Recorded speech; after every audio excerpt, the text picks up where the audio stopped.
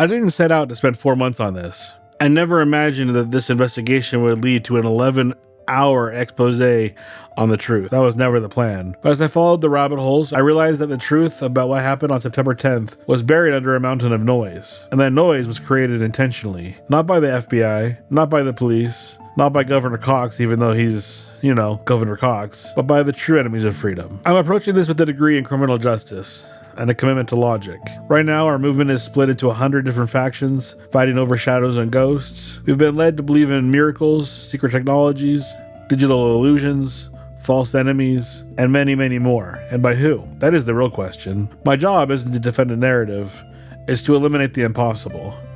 And by eliminating the impossible, we may find out what actually happened. We spent months in the field conducting physical experiments, testing the laws of physics, the science of acoustics, and the hard reality of ballistics. All focus on evidence, not hearsay, not motive, not rumor, hard evidence, provable evidence, in fact. The problem is that most people are chasing motive. They're confusing motive as evidence. They think that because someone would want someone to be taken out, that is actual evidence of them being taken out, or that's evidence of that person taking that person out, which is completely not true. They're looking at the why and confusing it with the proof. But motive is not a crime, and it isn't evidence. If I follow the physical trail, the DNA, the fingerprints, the documented confessions, when you strip away the clouds, the shadows, the false trails, the sensationalism, this case isn't as confusing as they would like you to think it is. They made it confusing to divide our party and to divide the movement. The real conspiracy isn't what you think, it's the coordinated effort by those that I truly think did this to keep us divided and distracted while our freedom hangs off a cliff. Could I be wrong? Maybe. Possibly. And I hope I'm putting this out there.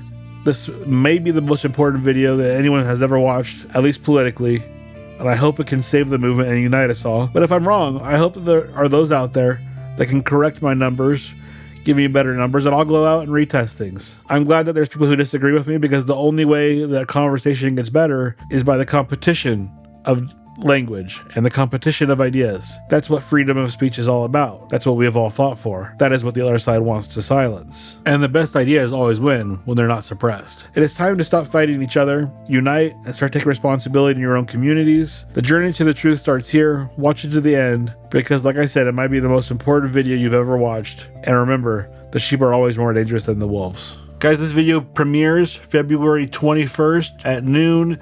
Make sure you visit the link up above or in the description of this video or in the first comment, and hit that bell button so you're notified as soon as it's going to come out.